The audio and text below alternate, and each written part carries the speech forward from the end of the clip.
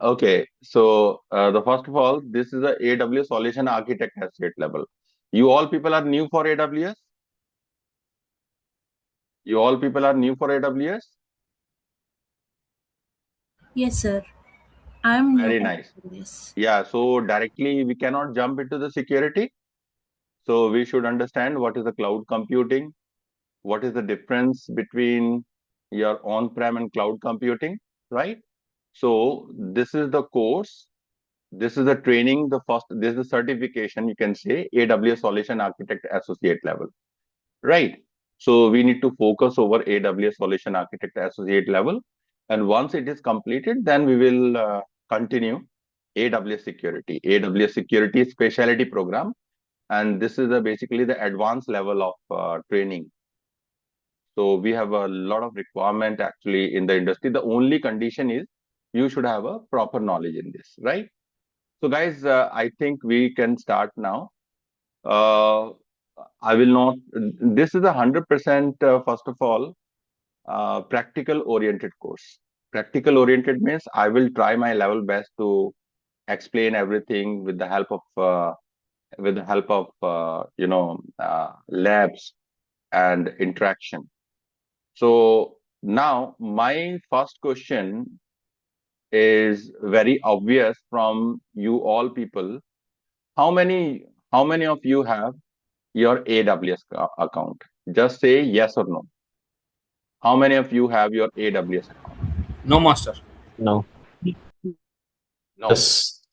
So it means your first step is to create your AWS account. This is very, very important, right? So, and how to create an AWS account? So, just like other services, this also is a very, very simple. You just go and write AWS, let's say free account, free account, AWS free account creation. You simply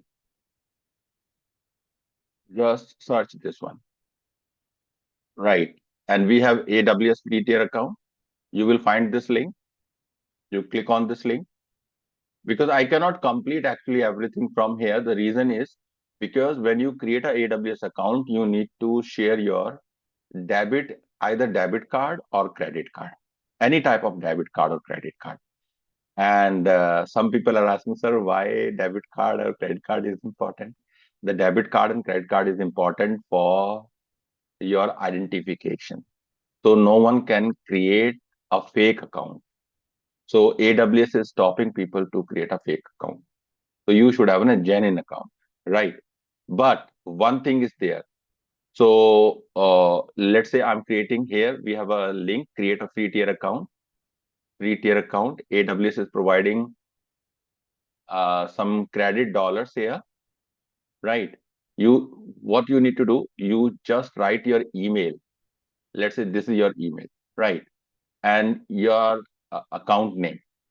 Let's say my account name is Networking AWS, for example. So you simply register, you provide an email ID which is not never used on this AWS. This must be an means email account which is never used on AWS to create AWS account. So this is a fresh email ID, for example, right? And then you write your account name, and this is as per your convenience. You can write your name. Let's say I'm writing my networking AWS. You can write your own name, right? And then click on verify email. So on this email ID, you will get some kind of a verification code. You read that verification code and then simply click on verify. And once you going inside this option, it will ask you to share your debit card or credit card. You can have Visa card, you can have any other card, right? So a MasterCard or American Express card, maybe your SBI bank card. So you can use any card, but debit or credit. The thing is, but AWS will never charge anything or your bill without your discretion. And when you start with AWS, you are going to get $100 in credit, and you are going to use a free tier resources. Just understand, you are going to use a free tier resources, and during the training, I will explain you what is free and what is not free. Right? What is free and what is not free. So if you strict on particular thing, it means you are not going to use any credit. But if you by chance have some bill, let's say $2, $3, $5, so you have $100 in credits, your your bill will be adjusted automatically against these $100. So you have not to worry about it, right? And when you log in into your AWS account, there is an option. For example, this is your AWS account. Let's say this is your AWS account, and I'm going to. Do you see? This is my. I didn't start yet. I'm just telling you what is needed, what is important for you. This is the first screen. When you log in into your AWS account, this is the first screen. This first screen is known as AWS Management Console. Right. Here you can see the list of recently visited services. So I visited my recently visited services are like machine learning service, Bedrock, Config, S3. These are the few services. If you want to see all the services, you can click on this view all services. I will explain you, right? And right inside on the top, you see the username. Username is a root. Who is the root? When you log in into your AWS account, very first time, you log in through the root user. And root user is basically a super user kind of user, which has ultimate permission on this AWS account. It means he can do anything. So what are the best practices? So you should not use your root account to access your AWS account. This is not a good thing, right? So what you will do? So once your account is created, you will get this one, right? Secondly, two things you will do. So means the people are afraid that AWS will charge from my credit card. What will happen if AWS charges from my credit card?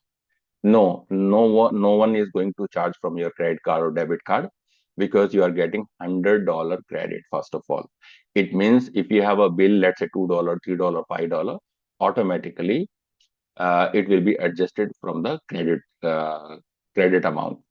And if you click on right hand side, do you see this is your account ID? Account ID means every account, every AWS account has a unique 12-digit account ID. Please note it down somewhere, right? So this is very important because you are the owner of this AWS account, and now you are using this account. So you must have this account ID with you, number one. Number two, if you go a little down, there is a bill and cost management. Do you see here? Bill and cost management. You click on the bill and cost management. You click on the bill and cost management. Why I'm telling you? Because this is very important if you have some questions in your mind.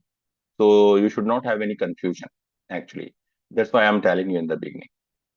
So this is the billing and cost management. Even and my account is a fully paid account, and I'm using regularly this account. And in last 7 days, can you see my bill charges are only $5 for last 8 days. So 7 days I'm using. This is seventh day. Okay. If you go a little down, left hand side, this is a navigation pan. If you go down, there is one option under the preferences and settings. Do you see the preferences and settings? We have payment preferences. Under the payment preferences, if you click on this, so right now it is not required, but I'm telling you because this is very, very important.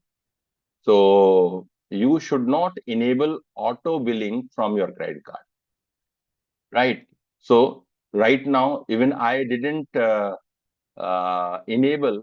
So I enabled only the manual bill payment. Means I can, I will pay the bill manually, not automatically. AWS cannot charge the amount automatically. If it is an automatically, there is an added button, right? So by default, it is a manual, but you can double check actually. So this is your added button. From added button, you can make it manual. That's all, nothing else. And this is my attached bank. I'm paying actually the bill from this bank. Is it correct, everyone? Yes, sir. Say yes, Yes, no. sir. Yes, sir. Good, good, good, good. So you need to just keep in mind all these things. Now, if you want to come back to your home page, what you will do? Do you see this AWS icon left hand side on the top? So I'm in the service billing and cost management. So billing and cost management is a service where you will see all the bill details or bill related information. So we will study this service in this course as well later on. But right now, if you want to see your first page, you want to go back to your landing page, you simply click on this AWS. If you click on the AWS, now you came back on your landing page. This is the landing page. This is the first page, right? See, now I think this is okay. You will Hello. create, and when you create your AWS account, please use basic account. There are three options AWS will show you. One is a basic account, another is maybe uh, some paid or business account, right? So please do not use any business.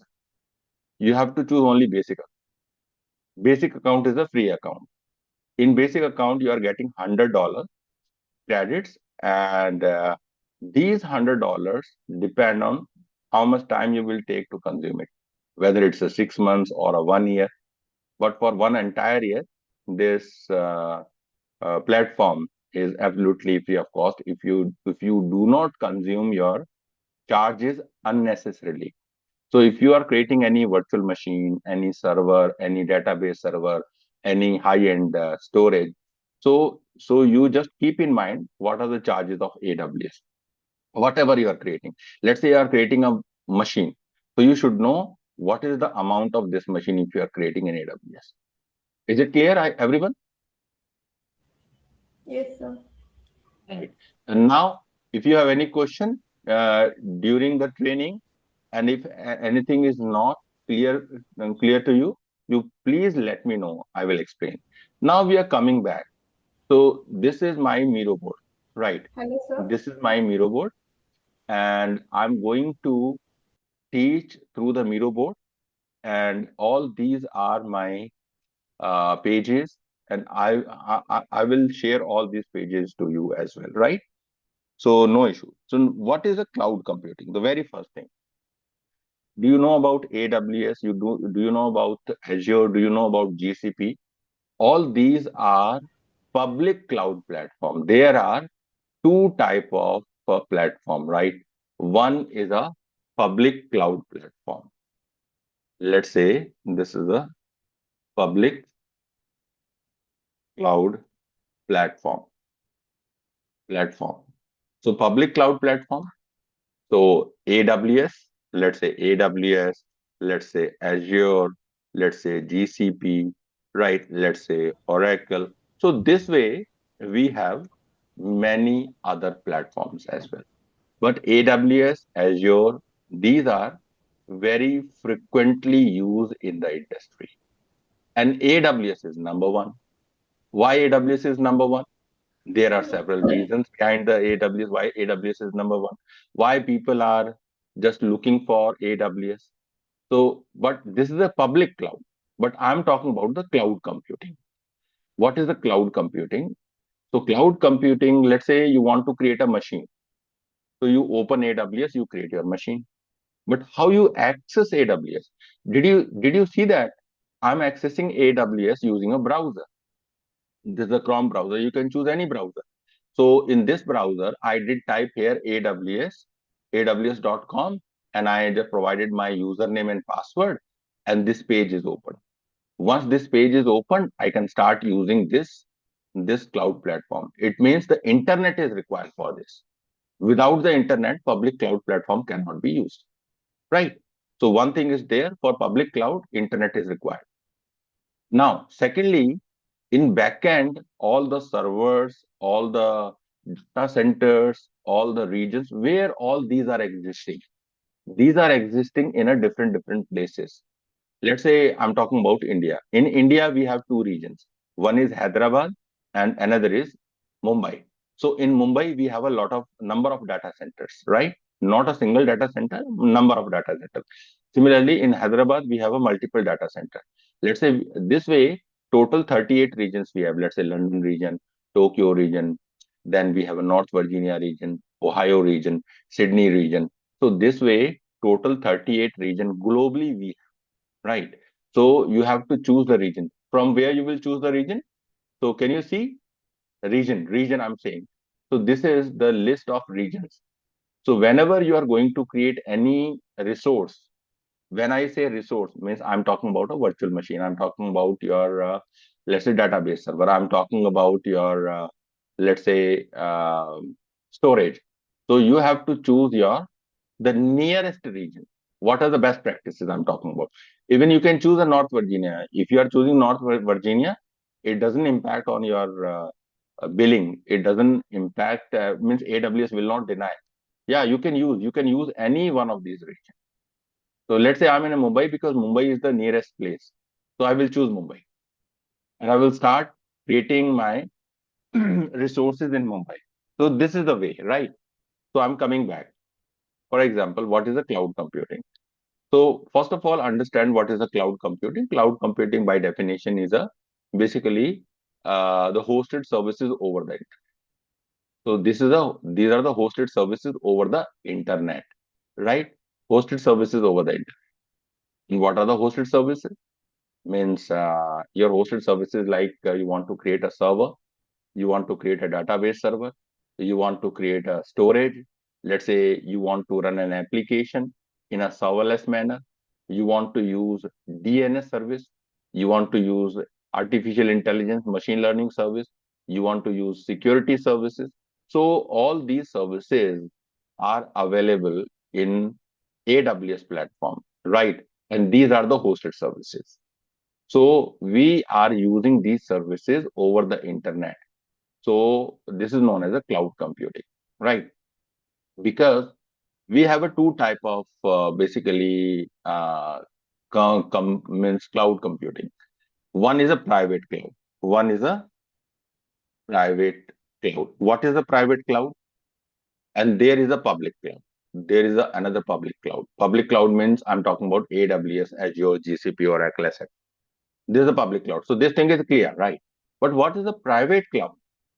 Private cloud means your own data center, or let's say on prem, on premises data center, your own data center, your company's private data center, your company's private data center. But if you are creating your own private data center, it means you are responsible for servers, to configure the servers, to purchase the servers. First of all, you have to purchase the servers. You have to purchase racks, you have to purchase switches, you have to purchase routers, you have to purchase cables, connectors, firewalls, gateways, everything, storages, everything you have to purchase. Not only this, on your on-prem data center, you are responsible to manage your hardware data center and heat and ventilation system, means air conditioning system. Even the physical security you will manage. So this is a very, very typical and complex case. If you own your uh, if you own your private data center, right? Because the cost of such data centers and such infrastructure is very, very high. So capital expenditure is very, very high, right? But in some use cases, private data centers are important. For example, the government organization, they are using their own data centers. Let's say armed forces, I'm talking about Indian Air Force, Army, Navy, they are using their own data center. Banks are using their own data centers, right? Some financial organizations are using their own data centers. Some companies like the TCS, L&T, and HCL, these companies are using their own data centers, right? So these type of data centers are known as private cloud, because even these data center can also be used from the remote location or from within the company you can use.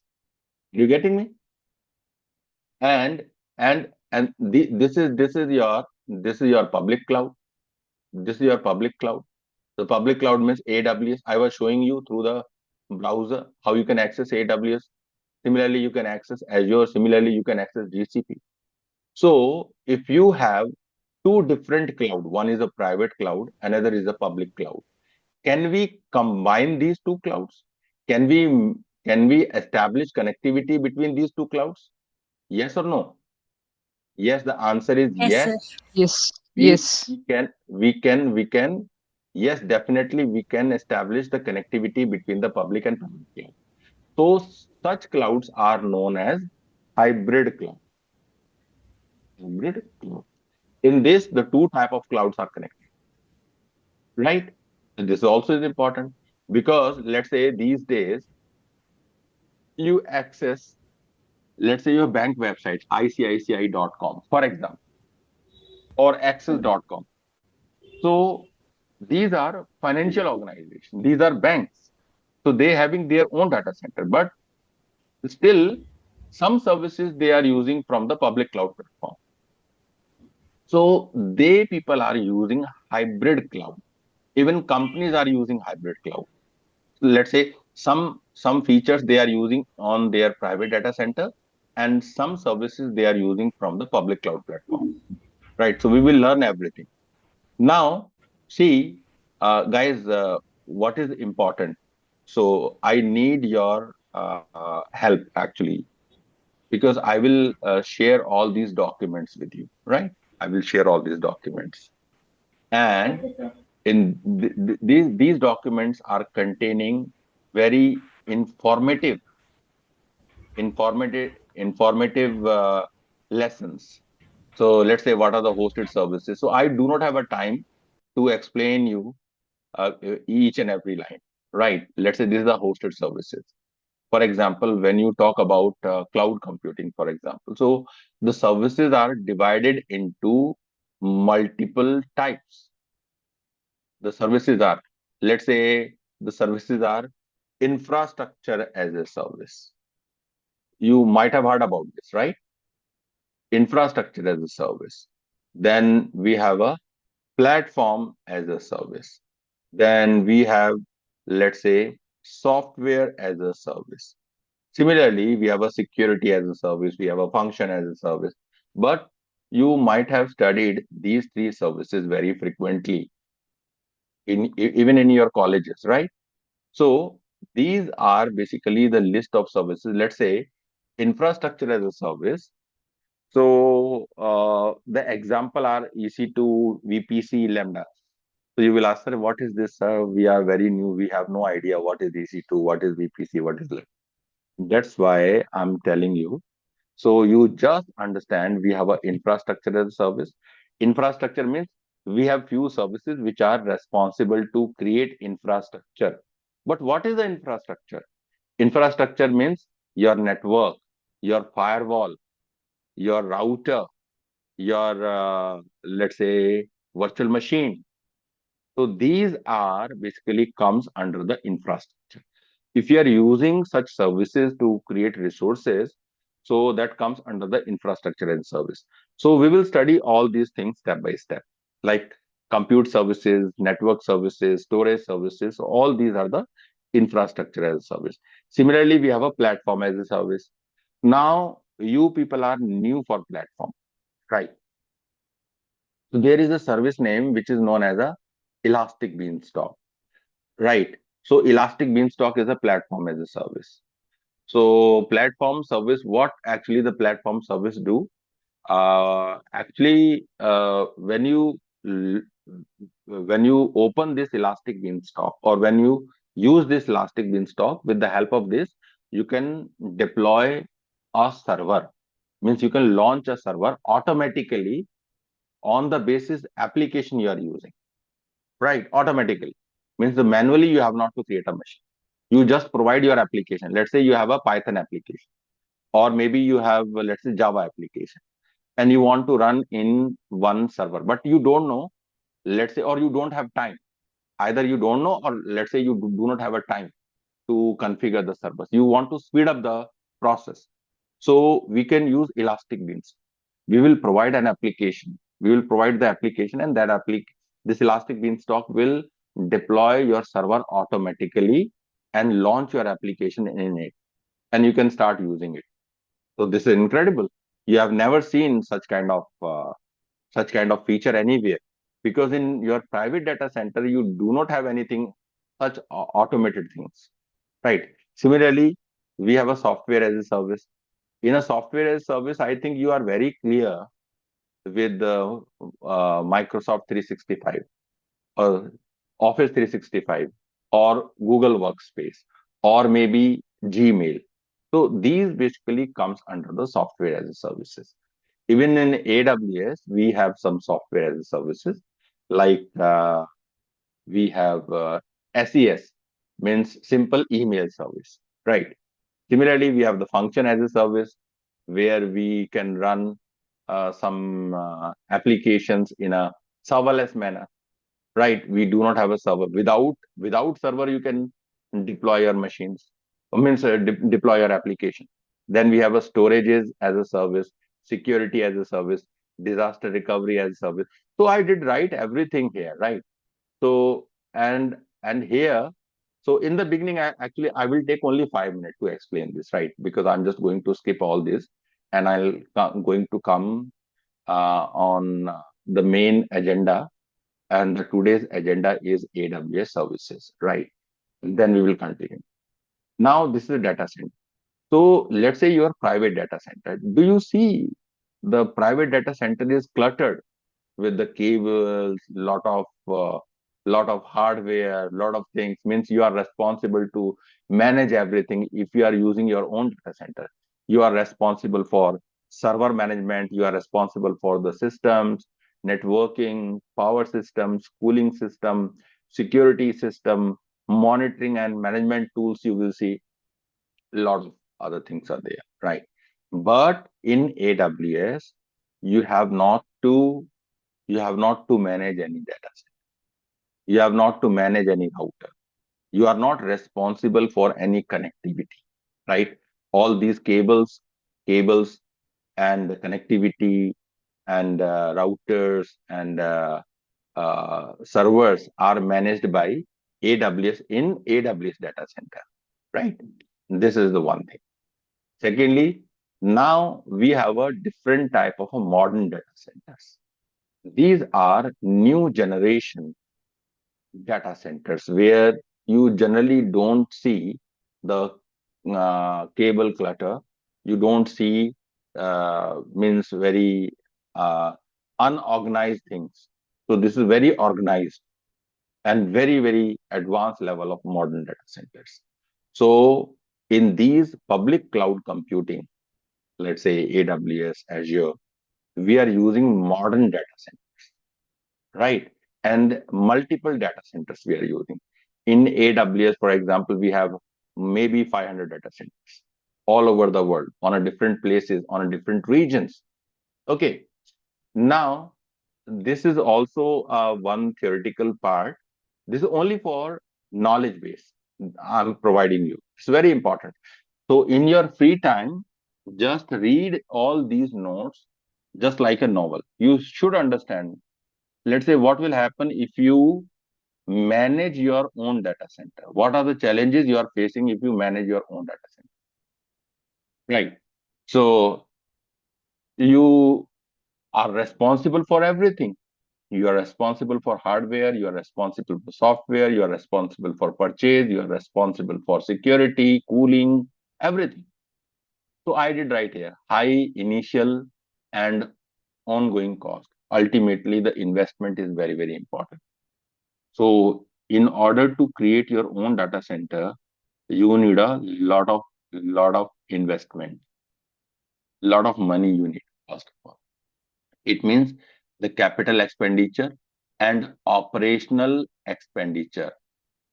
So you should have an idea about the difference between the capital expenditure and operational expenditure. Capital expenditure means to setting up your data center, right? You need to purchase hardware, software, networking equipment, power systems, cooling system, and physical space. Means you need a building also, right? And definitely you need to either hire or purchase. And for that, you need a capital expenditure, which is known as a CapEx. Similarly, we have a operational expenditure, which is known as a OpEx. Operation means in order to run your data center. In order to run your data center, you need electricity, you need cooling, you need maintenance, you need security, right? Similarly, complex infrastructure management. It's a really complex actually. If you are owning your own data center, hardware management, software management, scaling challenge, and power and cooling requirement.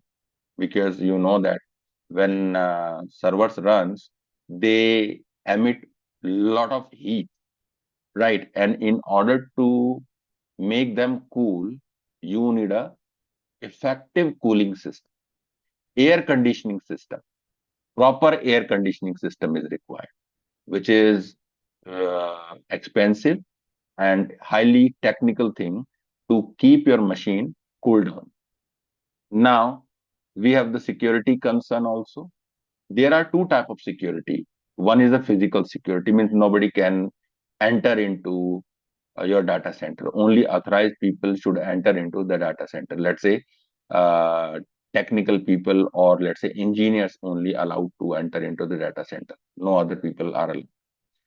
Secondly, you need a cyber security also, because in order to protect against the cyber threats such as malware, hacking, data breaches required sophisticated security protocol, firewalls. So means you need a proper system to protect your data center from cyber attack, right? Secondly, disaster recovery and business continuity. So disaster recovery is what? Sometimes, let's say you are storing something, you are creating a virtual machine. So you want to keep everything safe. So you need to protect your data center from the natural disaster, and you need to maintain the redundancy and the failover as well. Right. So this is what. And secondly, few more things like the compliance and regulatory issue. If you have your data center in India, so Indian government has a different rules, right? Even organizations are following some standards to manage their data centers. Let's say ISO 27001, or maybe some kind of regulation like GDRP, HIPAA, right? Then we need a skill requirement and something. A lot of people are needed. For every skill, you need a person.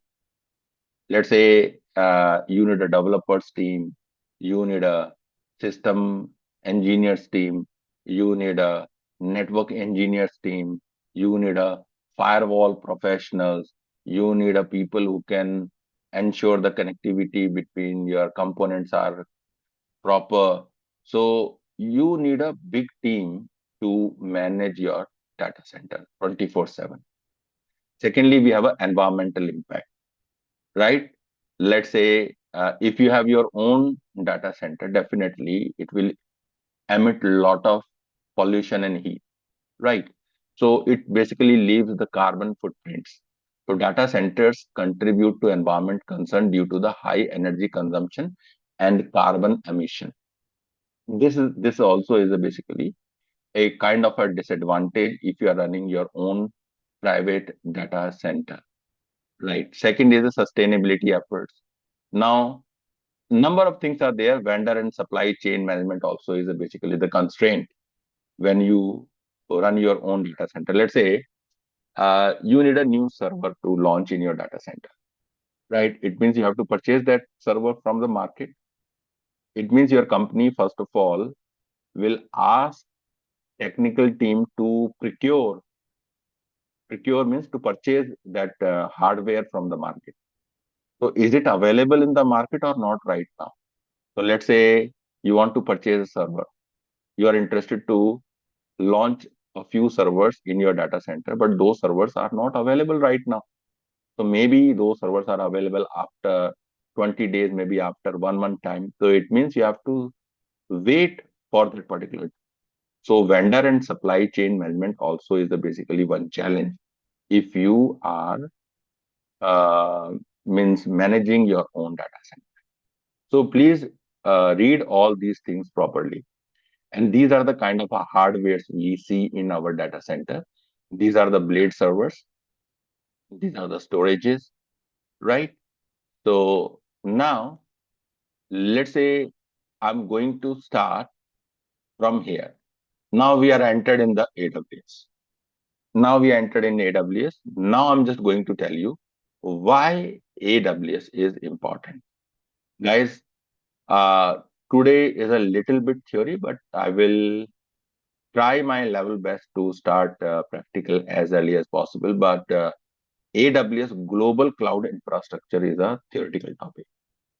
And if you have any question in your mind, right?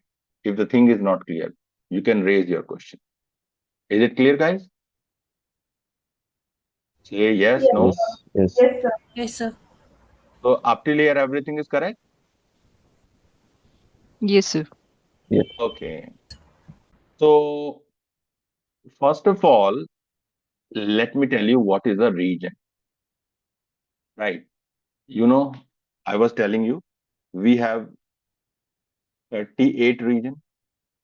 Let's say if you go to this world map, if you go to this world map, right? If you go to this world map, do you see these green color dots? These green color dots are basically live regions. These are active regions. We are using these regions. And do you see these red color dots? Means these are in construction, these are in preparation. So total 38 live regions we have right now on this globe. And out of 38, two are in India. And a few are in Middle East, few are in Europe, and few are in, let's say, North America, USA. We have one only one region in uh, South America. This is the South America, right? And one we have in South Africa, and we have few in Australia and New Zealand. This is what we have. So this way, total 38 regions are there. But my question is, and maybe you can ask, sir, what is region? So you are saying region, but what is region? So one thing is very clear. If you are going to create your infrastructure, let's say you want to create your network, you want to create your storage, or you want to create your virtual machine, first of all, what is the first step? The first step is you will choose a region. I have shown you, you have to choose your region. And in that region, you will create your machine or you will create your resource. So here I'm going, let's say here, what is a region? So very simple, in a very simple way, I'm just trying to explain you what is a region. Let's say we have a rack. You know what is a rack? What yes, is the rack? Rack is a kind of almirah in Where which we can you you launch your servers. Am I correct or not? Let's say Yes, these sir. are the servers. These are the servers. Let's say this is your server. This is your server. This is your server. Right? Not only this, you have router in it. Let's say this is your router or switches. Let's say I'm just putting the router and switches here. And you also have, let's say, power supply. Let's say in red color, I'm showing the power supply. Right. So this is your one rack. And in these racks, these are the servers. These are the blade servers, right? on these blade servers, you have some virtual machines. Let's say this is a virtual machine. Let's say this is your virtual machine, green color. We have few virtual machines here. We have few virtual machines here. We have few virtual machines here. So what you are creating here? You are creating a virtual machines in your servers, not physical machine, virtual machine. Always, right? And this is the rack. So in one data center, we can have multiple racks. Correct or not? Yes. Let's say I don't have a space, right? Say we have 10 racks, 20 racks, maybe 50 racks, maybe 100 racks, maybe 500 racks. So we have multiple racks in a one data center. So let's say this is your data center. This is your, let's say I'm just writing, this is your DC. DC means data center, right? This is your DC. You have this data center. And we can have multiple data centers. See, we can have multiple data center in one availability zone. What I'm saying? This is the availability zone. This is the availability zone. See, here we call it as AZ or availability zone. Right? Can you see here? And within a region, we can have multiple availability zones. Oh my God. This is a single region I'm talking about, right? Can you see here? I'm talking about a single region. This is a single region. And in a single region, we can have multiple availability zones. So this is your region. Understand, this is your region. This is your region. Right.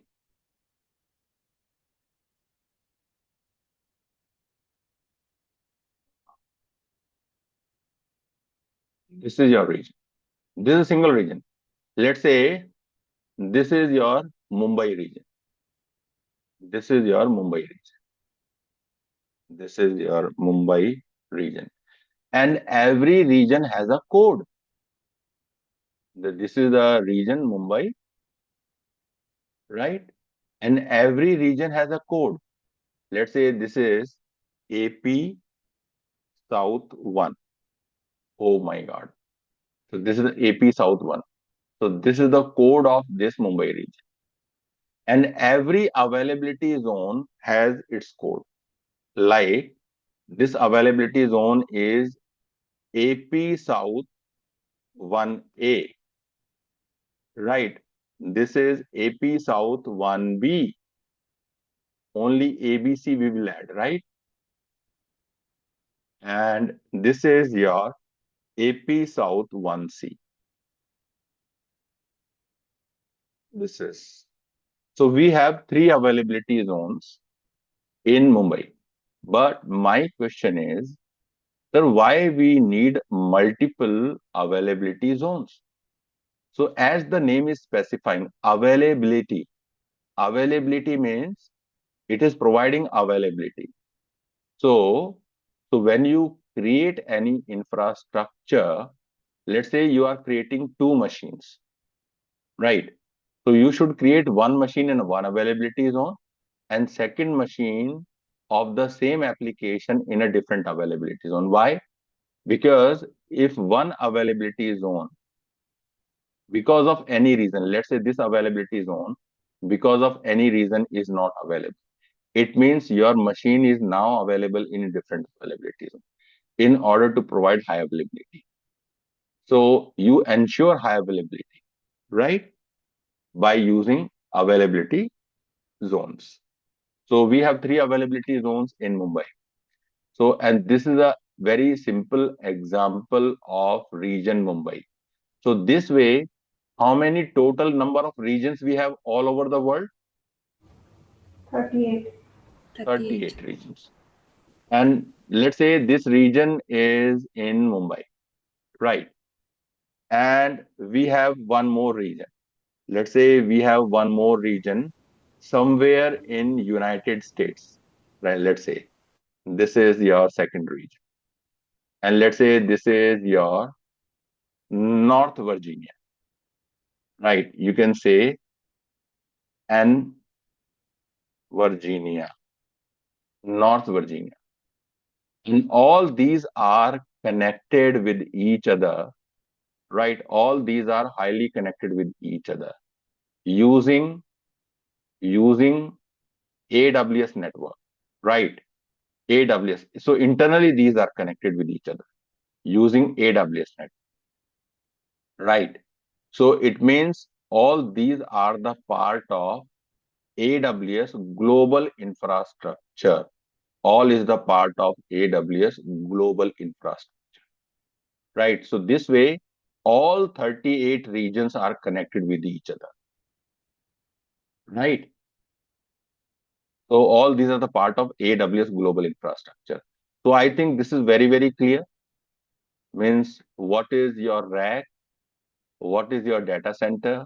The group of data center is known as availability zone, and multiple availability zones you have in region. This is what you have. And all these global infrastructure is managed by it is managed by AWS, not by you. Right?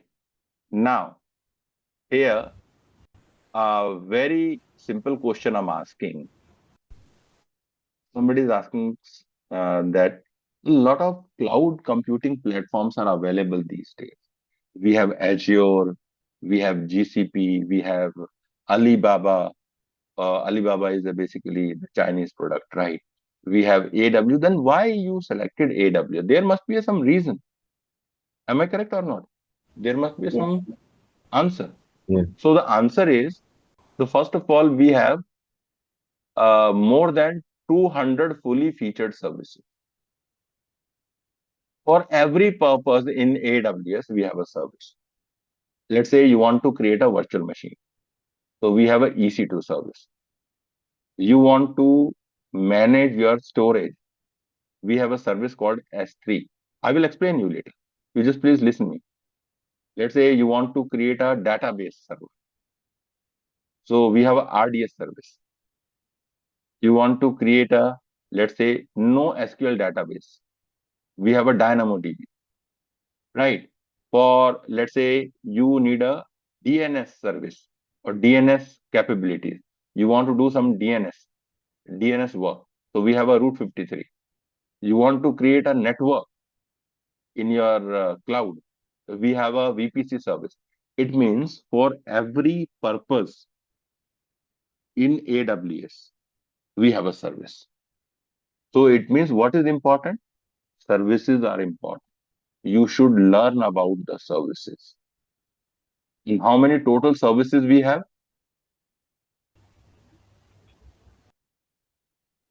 More than 200. My God. So where I can see all these 200 services? Can I see all these 200 services? Yes. You can see all these 200 services. This is AWS console. Do you see here? View all Yes, sir. services option. You click on view all services and you see these services. Every name, every keyword here is a service. Let's say we have a compute service. Compute is a group, right? Compute is not a service. Compute is a group. But under compute group, we have EC2 service, Lightsail, Lambda, Batch, Elastic Beanstalk, Outpost. So all these are services. Similarly, for containers, Docker container, we have services. For storages, we have a different type of storages. Can you see here? S3, EFX, and SFX, Glacier. We have a different type of services. In database, we have a different type of database services. In migration means how you will migrate your application, your storage, your server in AWS. For that, we have a different services. For networking, we have a different services. For developers, for programmers, if you want to become a programmer, right? So you need to learn all these services like code commit, code build, code deploy, code pipeline. These are the services. And for data analytics, do you see all these services? Every single name is a service. When I click on this is clickable, right? When I click on Athena, I will be in Athena. When I click Kinesis, I will be in Kinesis, right? And for machine learning, if you are a, let's say, artificial intelligence or machine learning engineer, you want to make your career in AI, so you should learn all this. Do you see? For media services, for, let's say, management and governance, this is a group, right? Under the management and governance, we have multiple services. For security, identity and compliance, we have number of services. For business application, we have services. For IoT, we have services. For robotics, we have services. Here, where is the robotics? I had seen that. Robotics also is there. Blockchain, satellite. Okay. So these are more than 200 services. My God. And not only this, when you enter in a service like EC2, let's say you enter in EC2, let's say I just clicked on EC2. This is the one service. This is a major service, right? This is a big service. Within the EC2, you have minor services like AMI, like volume, like security group, like elastic IP address, like key pair, placement group, like load balancing, like auto scaling. So these are some minor services. So within a EC2, you have multiple minor services, right? So if you total major and minor services, we have more than 1,500 services in AWS. Now, my question is, sir, will I learn all these 200 services? No, no, sorry, because some services are for developers, some services for business analytics, some services for, let's say, IoTs, and some services for architects. So you are going to learn some services which are in your domain. Are you getting me, guys? Like networking. Like networking, EC2, storage, databases, some security services are also there. So definitely you will have a bunch of services, like 30, 40 services you will learn, right? Now, AWS is agile. What is agile? Anybody can tell me what is agile? Agile means what you need that you have. Let's say in your mind, you have, let's say I want to create a machine. Can I? You will say, yes, I can create a machine. Can I create a storage? Yes. Can I can I launch my application without a server in a serverless manner? The answer is yes. Can I create a database without a server? The answer is yes. Can I manage my DNS records in a serverless manner? The answer is yes. So it means what you think that you have. So this condition is known as agile. So AWS is an agile platform, right? So this is a very, very big platform. The first of all, you chose AWS because you have more than 200 fully services.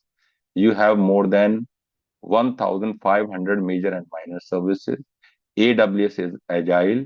You have largest AWS global cloud infrastructure in which you have 38 regions, right? Or total 128 availability zones in 38 regions. Not only this, you have more than 700 edge locations. Now, some people will think, sir, what is this edge location? Have you ever seen Netflix? Yes. Yeah. What you watch on Netflix? You watch movies, you watch web series, you watch programs, documentaries, right? And this Netflix is accessible from anywhere, all over the world. You can access from, let's say, Australia, you can access in Europe, you can access in America, North America, South America. So Netflix is a global OTT platform. But when you open one movie, let's say you open a movie, so that movie is available in your nearest place, right? Let's say you are in Delhi and you watch, let's say, Dhurandhar. So it means you are not accessing the server directly. No, that movie is in your edge location. Edge location is what? So, in a very simple word, edge location is a small data centers. Let me tell you, for example, right? Let's say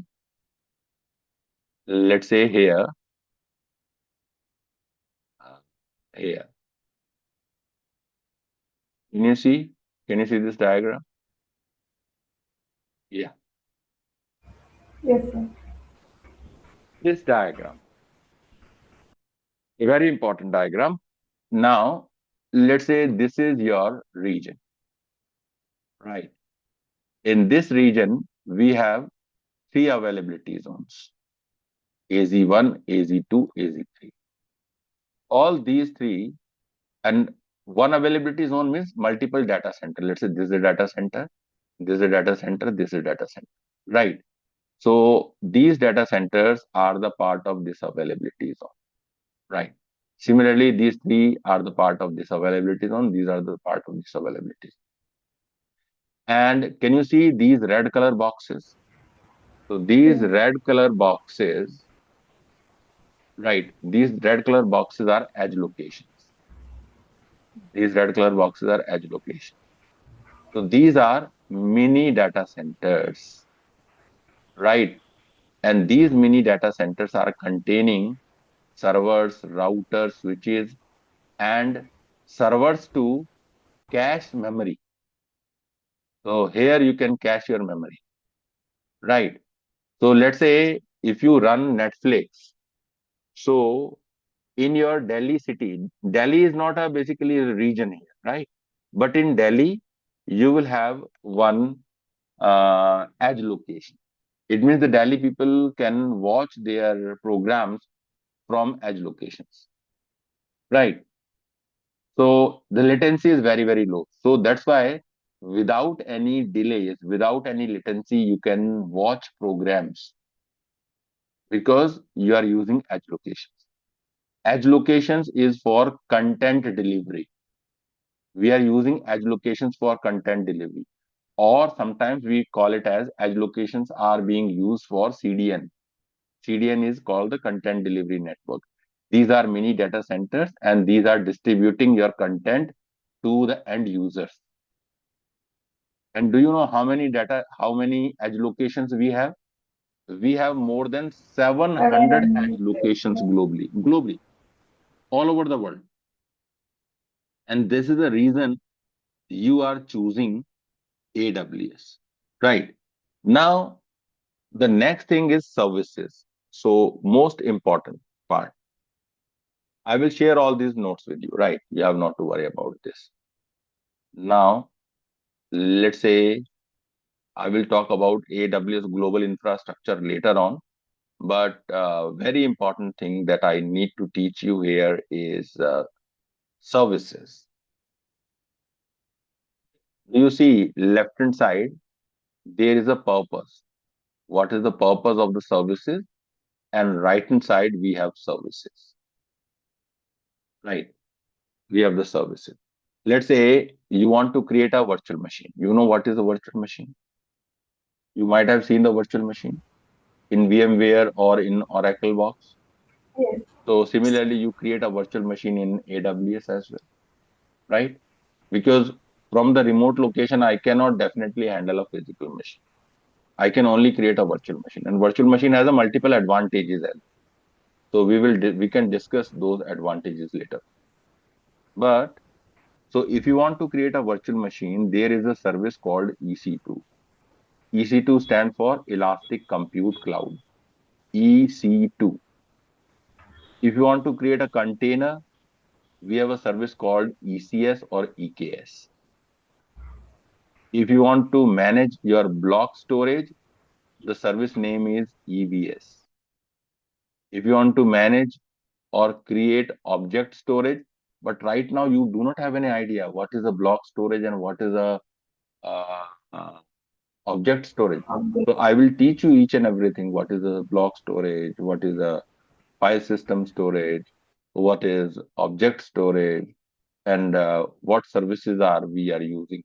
Let's say for object storage, we are using S3 service. S3 stand for Simple Storage Service.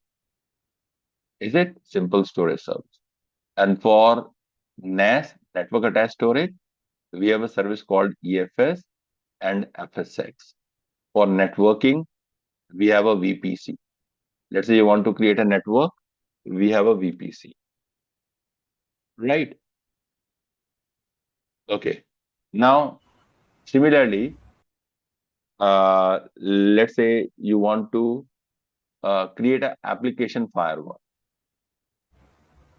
So we have AWS inbuilt firewall, but you should know how to configure it. I will teach you how to configure that firewall. So that firewall name is WAF. Full form is Web Application Firewall. So what is the purpose of this firewall?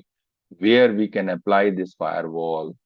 In what use cases we are using this firewall? We will study all these things step by step. Then we have some services for malware protection like Shield. We have a service to deploy application in a serverless manner. The service name is Lambda function, right? We have one service for application deployment, automatic application deployment, and which is known as Elastic Beanstalk. We have a service for data archival. Let's say you want to store your data for a longer period of time. Let's say 2 years, 5 years, 10 years, 15 years, right? So at very low cost. So we have a separate service called Glacier. We have a backup services like AWS backup. We have DNS service, Route 53. We have service for users, groups, roles, and permissions. Let's say you want to create a multiple users in AWS. You want to provide a permissions. You want to create groups. Let's say in your organization, let's say 100 people are working, and those people are in different departments.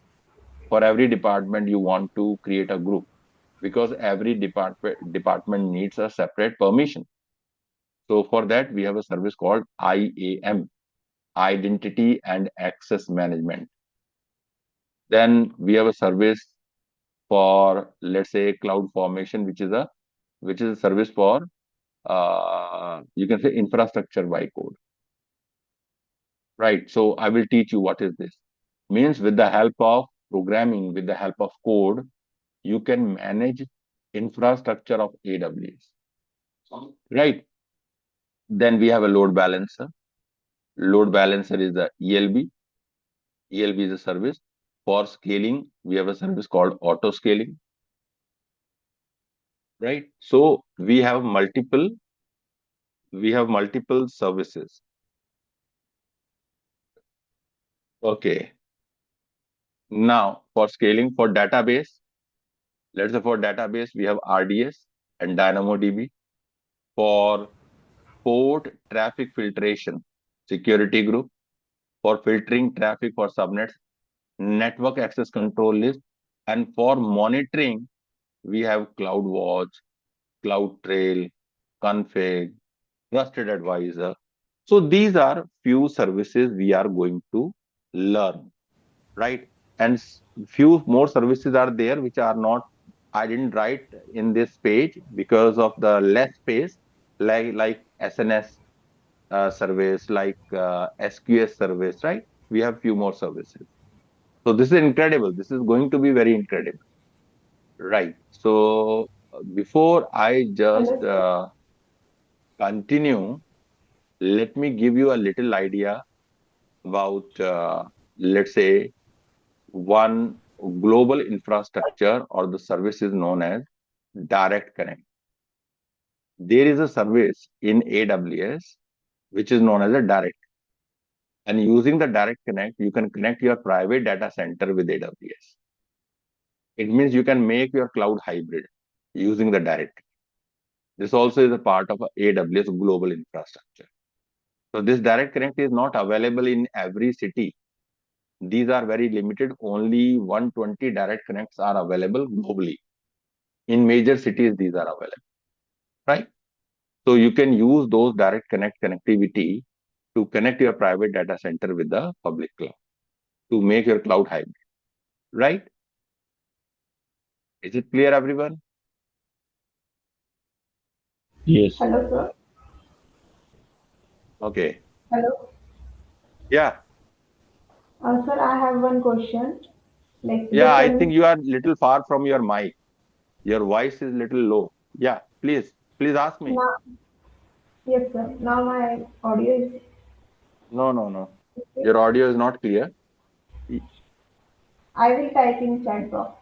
No, no, no, no. You please speak. I'll try to listen it.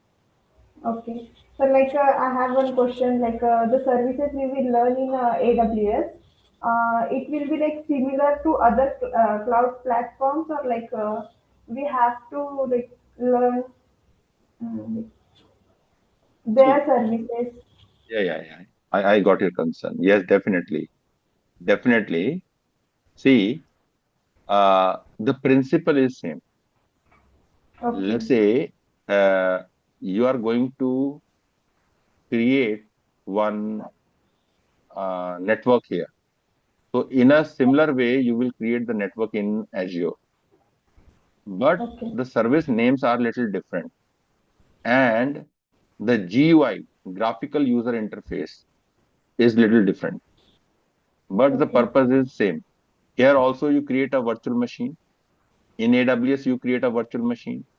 In Azure, also you create a virtual machine. But Okay. the service name in AWS is EC2, and the service name in Azure is virtual machine, VM. Are you Okay. getting me? Yes, So sir. the services names are different, but the purpose is Same. same. Okay. And the GUI is little different.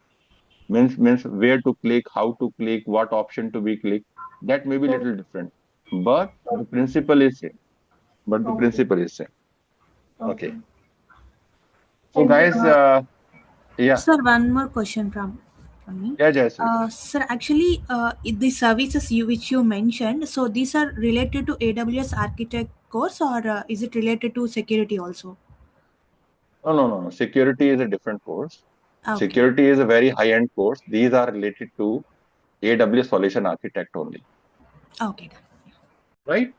So for security, we have a different set of services. The security you will only understand when this AWS Solution Architect is clear. If if this certification is not clear, if the concept of this certification is not clear, you cannot even touch security. So this Okay, is sir. a basically prerequisite for the security course. Correct? Okay. Got it, sir. Okay. Sir, I do have one more question. Like Yeah. you said that Direct Connect is used to connect the AWS cloud with on-prem data centers. And is Right. there any service that is used to connect like AWS to Azure or AWS to GCP or on-prem to these multiple You can clouds? use VPN. You can use VPN. You can use also direct connect. Okay, You can use Direct VPN. Connect You can can be also used use for to connect multiple clouds as well, like you can from use Azure VPN. to AWS. No, no. Okay. You can use VPN. We have the site-to-site VPN connectivity. You can use VPN as well, right? Okay. Got it, sir. Mm. Thank you. And sir, can you explain more about content delivery network? Yeah, I will come on. No issue. Content CDN you are talking about, right? Yes, sir. Yeah, this is a big topic, and in the training, I will explain you later. One by one, All right, sir. everything will come. Right. Sure. Thank you, sir. So right now, I'm just only talking about AWS global infrastructure. Let's say what comes in the AWS global infrastructure. So your first thing is what? The first thing is region. The second thing is what? The second thing is within the region you have availability zones. So, Within this is the availability zone, right? We are not talking about data center because we do not have direct access to data center. We cannot access data centers, right? You can access availability zone. You can access regions. You can access local zones. You can access wavelength, wavelength, wavelength zone, wavelength zones, wavelength zones, and direct connect. So these five things, these five things are the part of AWS global infrastructure. AWS global infrastructure, right? So the region is clear, guys. The region is clear. Yes, sir. Availability zone also is clear. What is availability zone? Yes. If somebody is asking what is availability zone, so you can say it's a logical group of data centers in order to provide availability. That's all. So this is your availability zone. Now we have three more things: local zones and wavelength zones. Right. So, but before that, I think we should take a 5-10 minutes break, if you allow me. okay, sir. Sure. Shall I put a timer? Yeah. Yes. Shall I put a timer for Yes. 10 minutes? Right. Yeah. And we'll come back.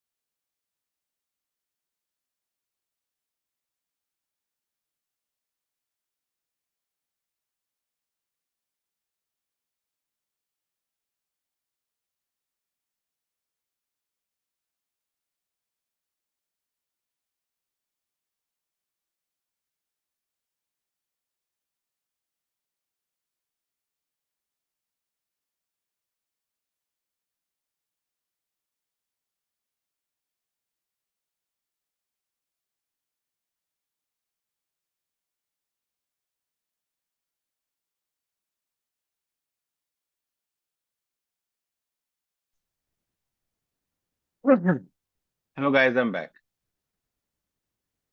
Are you there? Yes, sir. Yes, sir. Yes, sir.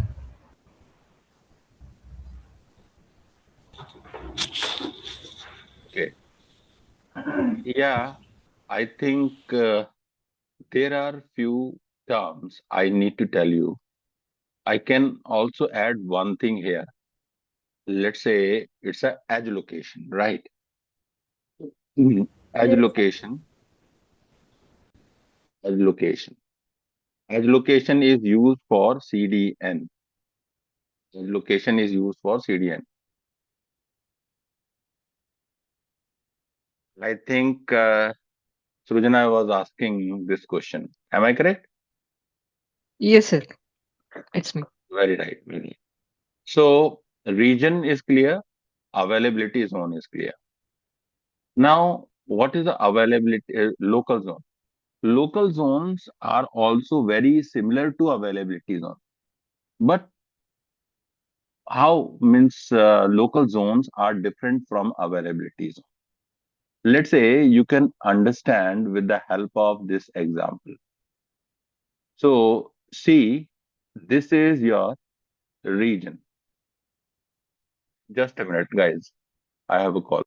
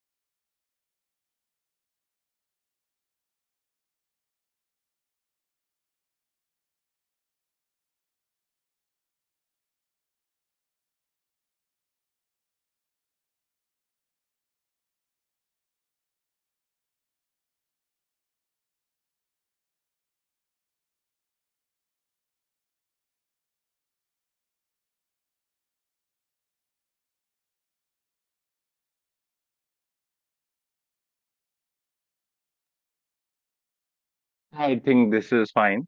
Uh, See, this is your region. This is the region you have, right? Let's say this is your Mumbai region. You just assume this is your Mumbai region. So Mumbai region, what is the radius of the Mumbai region? Right. So the radius of the Mumbai region is approximately 100 kilometer from the center. Right. So in this 100-kilometer radius, all availability zones, all the data centers are available. Are you getting me, guys? So in this region, we have all the data centers and all our availability zones. Is it? But let's say you have a company in Delhi, and Delhi also is a highly populated city. Delhi is a capital of India, and lot of companies are there. We have a lot of companies in Noida, a lot of companies in Gurugram, which is basically Delhi NCR, right? Is it clear or not? So, Clear. and company data center is in Delhi. Now, company has decided to connect company's data center with AWS, but there is an issue. The data center is in Delhi and the region is in Mumbai. So the total approximate distance between Delhi and Mumbai region is approximately 1,500 kilometers. And if you are going to connect your private data center with the Mumbai region, maybe you are facing some latency. Maybe you are facing some latency, and your client will means complain about that latency. So AWS think this is not a good idea to basically force people to connect their data center with a remote location. Let's say 1,000, 2,000, 3,000 kilometers from the region. So do we have any other option? So AWS launches a few regions in the few major cities. So like in Delhi, we have a local zone. So this is a spatial zone. This spatial zone is situated, or this is basically launched in the Delhi region or Delhi. This is not a region, Delhi area. So what benefit you are getting? Your data center now can be connected with the local zone, because your local zone is in Delhi. Your private data center also is in Delhi. So if you are creating hybrid cloud, so it means almost with no latency, you can connect your AWS with the private cloud, right? So this is the advantage of the local zone. So what local zone is? So if you see by definition, these are the spatial kind of zone. First of all, these are situated in basically large populated cities, or where AWS find means industries and IT hubs. So in India, we have two local zones. One is in Calcutta and another is in Delhi. And we have two regions, right? So if somebody is asking what is local zone, so local zone are the spatial kind of a zone. Local zones are created near large population or IT or industrial hub to provide facility to your AWS client. The second another type of a zone is known as, let's say, wavelength zone. So do you know about 5G network or 6G network? Mobile network. I'm talking about the 5G mobile network or 6G mobile network. These are very high speed networks, right? Extremely high speed network. So might be you have a 5G mobile in your hand, but how many applications are 5G applications? How many applications are 5G applications? Do you have any idea? Are you still using 4G applications or 5G applications in your mobile? 5G. So most of the applications are 4G, but some applications are 5G. But AWS launched some special kind of a zones called wavelength zone. And what is this wavelength zone? So wavelength zones are only created for 5G mobile technology. So what is the difference between availability zone and wavelength zone? So availability zones are in the region, but wavelength zones are basically inside the telecom network or telecommunication company's network, right? Within their premises, AWS has launched a special kind of zones. Why these special kind of zones are launched within the telecommunication company's network? The reason is very simple. Because if you launch your application in a wavelength zone, which is inside the telecommunication network provider, so the person who is using the mobile, 5G mobile or 5G application from their mobile, right? So they are getting the least latency response, very fast response they will get from that mobile. So as of now, we do not have any wavelength zone in India. We have few wavelength zones in America and in Europe. Even in Europe, we have a very few one. So now AWS is planning to launch a wavelength zone in India as well. Now, this is a direct connect. And I was explaining you what is a direct connect. Direct connect is a service, right? So it means when you purchase this service, so AWS gives you a dedicated fiber optic line, which is terminated to your gateway or router, which is connected in your private data center. So it means you are purchasing a physical line connectivity between your private cloud and AWS through direct connect. And the direct connect can provide up to 400 Gbps bandwidth. Up to, right? So it's up to you. You are purchasing 2 Mbps, 2 Gbps, 10 Gbps, 25 Gbps, 50 Gbps. So it depends on your requirement. The more Gbps you will purchase, more money you will pay to AWS. Depend, right? So, but this direct connect is basically the kind of a connectivity which will provide the physical connection between your private cloud and AWS without using any internet connectivity. So we are not using any internet connectivity to connect your private cloud with AWS. We are using here direct connection. You purchase the direct connection. And now, once you purchase and configure the direct connect, your private cloud is connected with the AWS. This type of a connection can also be used with the VPN. Let's say in your area, direct connect is not available. Then how you will connect your private data center with AWS? So definitely you should have an internet connectivity in your area. So if you have internet connectivity in your, and you know that internet is almost everywhere these days, even in villages, in remote areas, internet is almost everywhere, right?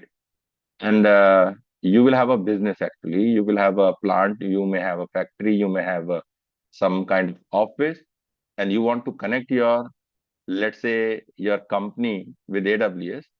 So assume in case if you do not have uh, direct connect in your area, you can also configure VPN to connect your AWS with this private. Anybody has any question till now? No, sir. Is it clear? Everything is perfectly clear? Yes. Now, there is one more thing which is a really, really important. And I was talking about edge location. Here we have edge location. I think some of you are interested, sir, what is the edge location and how the edge location will work. Edge location is basically providing the CDN. CDN is a feature, content delivery network. CDN is what? CDN. CDN is providing content delivery network. Okay, let's say assume you do not have any edge location, without edge location, and number of users we have. Let's say this is a server, and this server containing some application, right? And this application is connected with the storage, and you have very heavy website where images, video clips, right? A very heavy content you have. Let's say you have heavy JavaScript pages. So, and we are not using this edge location. And we have a global clientele. Let's say our clients are almost everywhere in the world. Means the clients from Australia, India, USA, UK, Japan, Middle East, right? So from everywhere they are using my server. So means their traffic will reach to this machine. Just understand. Their request will reach to this machine. Are you getting me? Their request will directly reach to this machine to access the website or to access the application. So it means you are putting a load on the server. And if the load is increasing, your server response will become slow. Your server will be slower, right? And after a certain point of time, your application may be crashed. Or maybe your clients are saying we are not able to access images or video clips. We are not able to see them. We are getting latency, right? Those are not smooth. We are not able to access your content. So what is the solution? So this way, actually, the business will not happen. Let's say this way the business will not happen.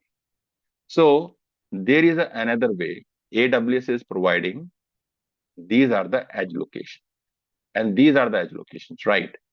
So, and these edge locations are available in all major cities in all the countries, whether it is Australia, India, USA, UK. Let's say I'm in India and I'm in Delhi. Let's say I'm in Delhi, right? I'm in Delhi, in India. Good. Okay. So somebody is in USA, maybe in New York City. Somebody is in UK, maybe in London, right? In London. In Japan, maybe somebody is in, let's say, Tokyo. So means people are accessing this application, but this time edge location is configured. We configured a service. Edge location is not a service name. Please understand. Edge location is a global infrastructure component. So we will use a service called CloudFront. What the service we will use? We will use the service CloudFront to configure these edge locations. So in every major cities, we have edge locations. These are already created by AWS. So it means the same server we had the same server. The server is running here. And we have the content here, right? This is the content. And all these edge locations are configured.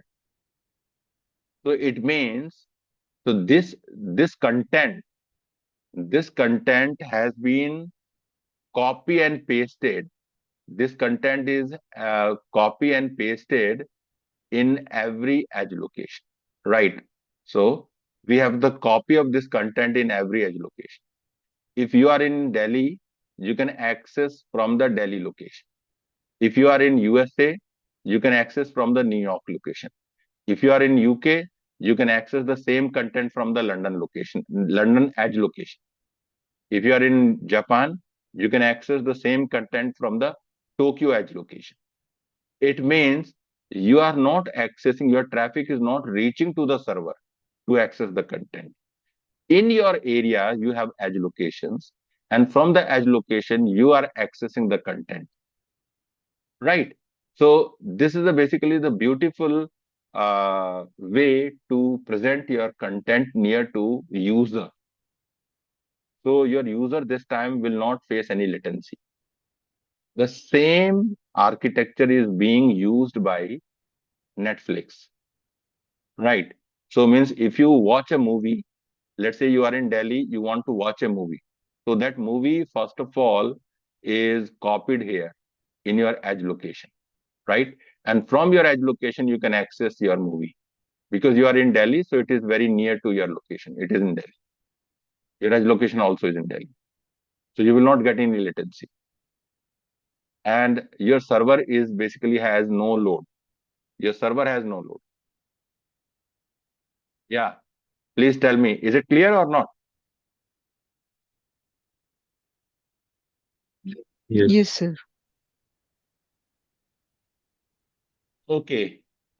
So according to me, I think this all is clear. Your region is clear. Availability zone is clear. Local zone is clear. Wavelength zone is clear. Direct connect is clear. And edge location. So all these are the part of AWS global infrastructure. So this way we did the AWS global infrastructure. So a lot of questions you may see in interviews, lot of questions you can see in your examination pertaining to AWS global infrastructure. Now, there is now we need to start services one by one. But before I start our very first service, let me tell you something about the service and the component of the service. So I was talking about this service, AWS EC2. What is the full form of the EC2? Elastic Compute Cloud, EC2. What is the purpose of this service? Create the Create, VM. Create and manage Create virtual virtual servers. yeah, create and manage virtual servers. And we have the multiple components or sub-services of this EC2. The first is AMI. I will talk about this AMI, right? Then we have instance type. Then we have EBS. EBS, let me give you a little idea about all these things, right? So let's say I'm talking about AMI. Okay, tell me one thing. When you install any new machine, what you need first of all? Let's say I'll ask you to install a virtual machine. What you need? What exactly means things you require? We need Yeah, CPU configurations like how much memory, I mean RAM we need, and what are right. the like, and also we need to confirm Windows or Linux. Hmm. Operating system. Great, Yeah. great. Yeah, it means you need an operating system and you need a hardware. Yes or no? Yes. Yes. Whether you are using a virtual machine or a physical machine. Even in case of a virtual machine, in order to install virtual machine, you need a configuration of the machine. You need a configuration of the machine. Let's say virtual machine. Let's say I'm just writing machine only. And what is the configuration? Means how much virtual CPU is needed, how much RAM is required, right? And how much network capabilities are there. Network capabilities are required, right? Network capabilities. So in AWS, we have one term called instance type.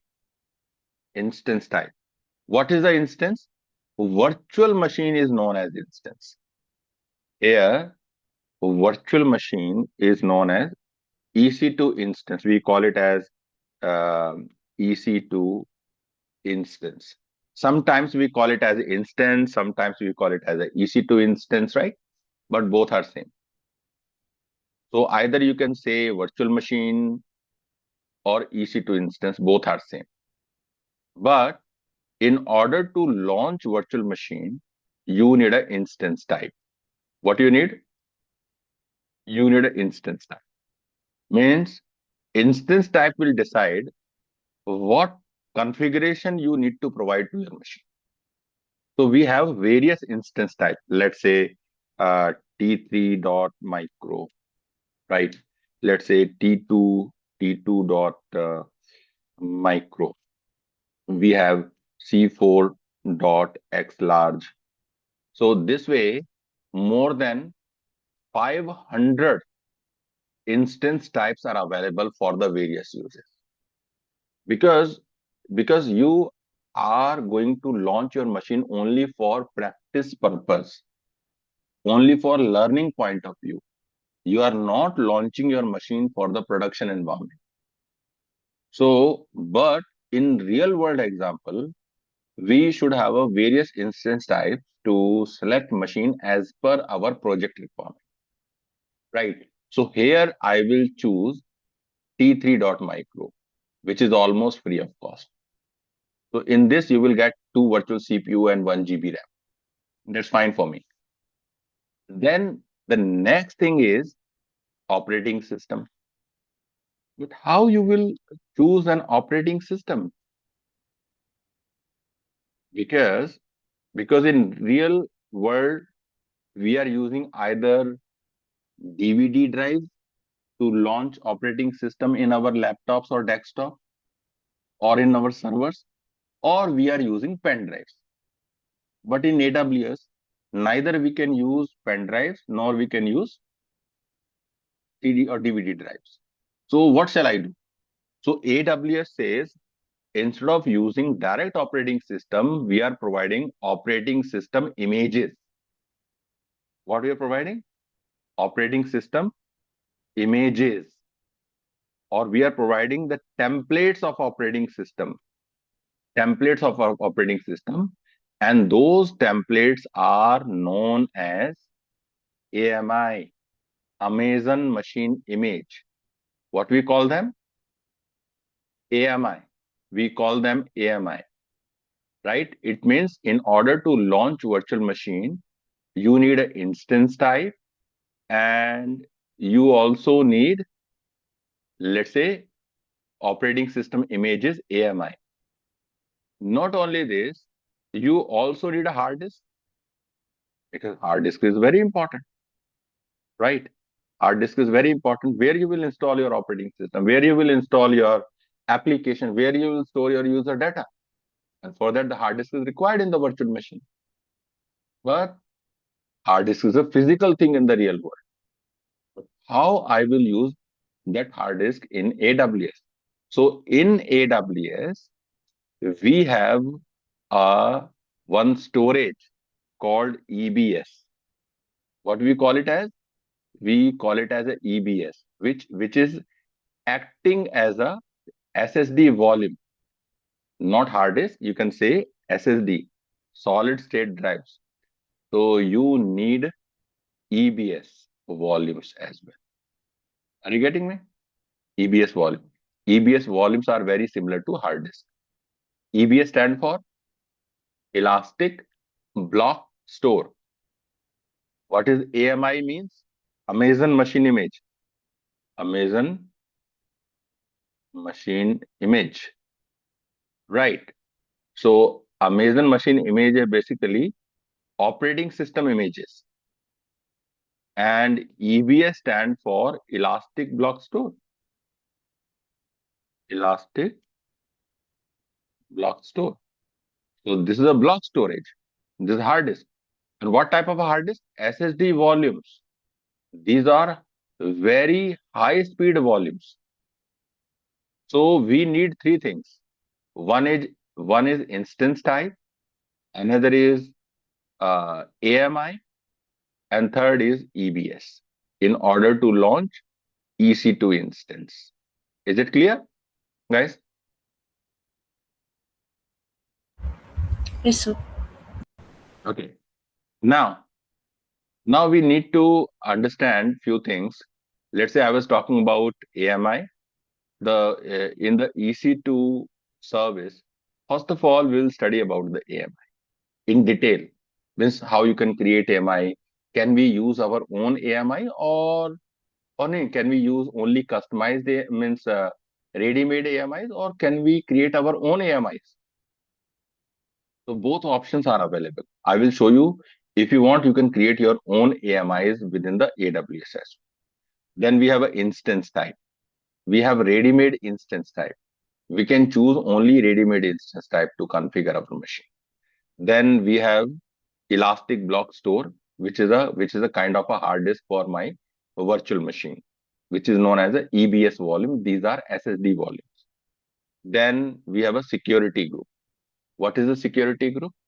Security group means these are kind of a firewalls that you can connect with your machine to filter incoming as well as outgoing traffic.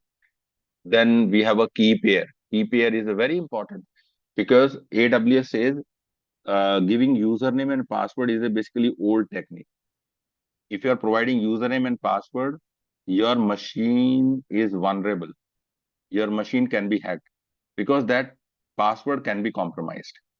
So we should have some better plan. So AWS says instead of a simple user and password, we can use cryptography here. We can use public and private keys. If you have the private key, then only you can take the remote of the machine. If you do not have the private key, you cannot take the remote of the machine. So this is a good idea, right? It means only authorized people can access uh, your virtual machine. If you do not have key, you cannot access the machine from the internet, right? Then we have a snapshot. Snapshot is what? Snapshot is uh, it's a basically technique. It's a basically method to take the backup of your EBS volume. So we will study later on. And we have bootstrapping, bash and host, EIP. All these things we will study one by one. Now you can see here, this is a diagram, right? Now from tomorrow onwards, we are just entering into the lab practice session, right? You can say, so from tomorrow, we will start practicals. And enormous practicals I will teach you. So please, if you do not have AWS account with you, right? So today, first of all, you have to create your AWS account and check your AWS account is perfect, everything is perfect, right? And then initiate the lab. Once my session is done, you will have the recording or recording access of my session.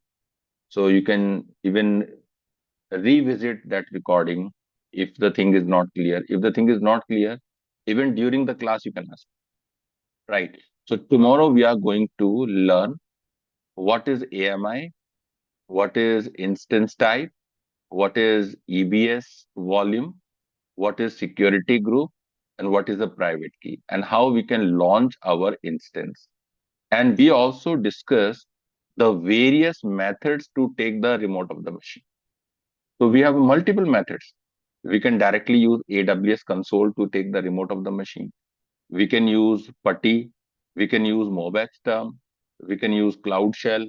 We can also use Windows PowerShell from your host operating system to access your virtual machine.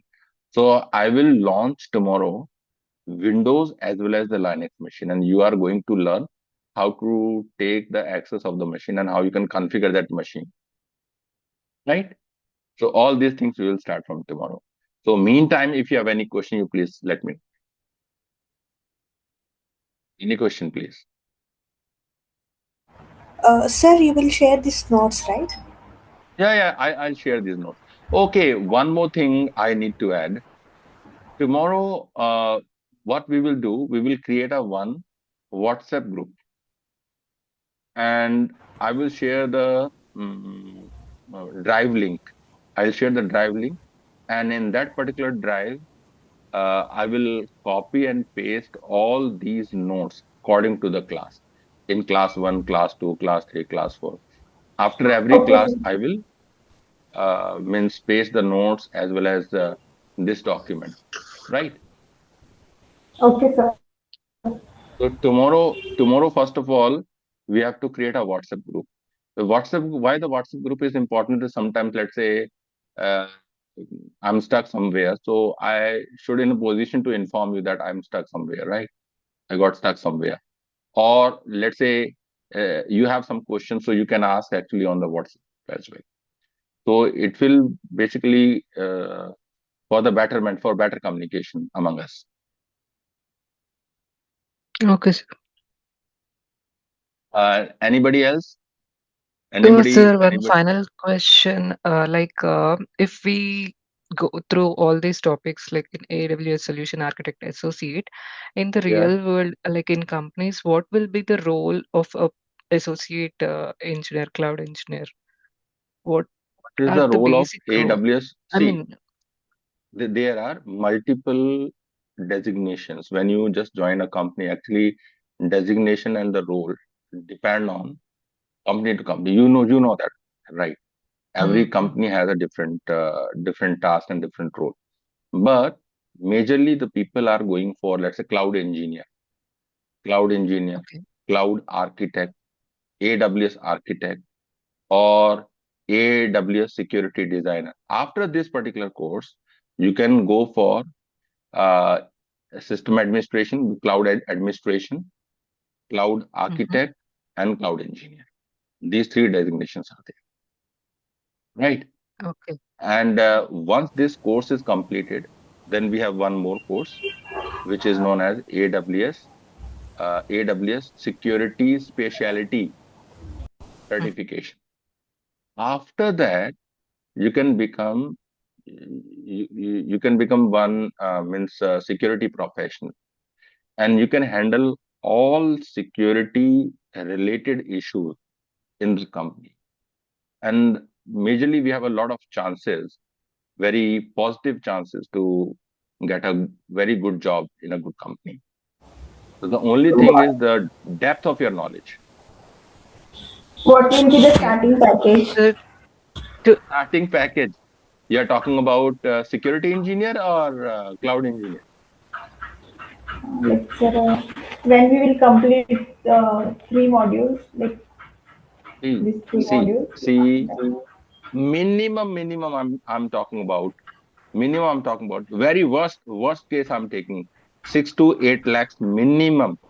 But Okay, if you have 1 or 2 year experience, so this goes beyond 14 to 16 lakhs per annum, okay. right? So it's very comfortable. So you have not to worry about the package. So first of all, you need to concentrate on learning. The learning depth must be a skill for you, right? Yes, sir. yes, sir.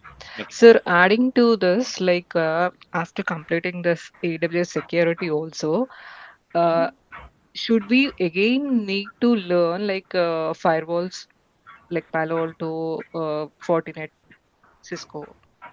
Are the should we need to go through that also, or if we learn the security model, that is enough for cloud security?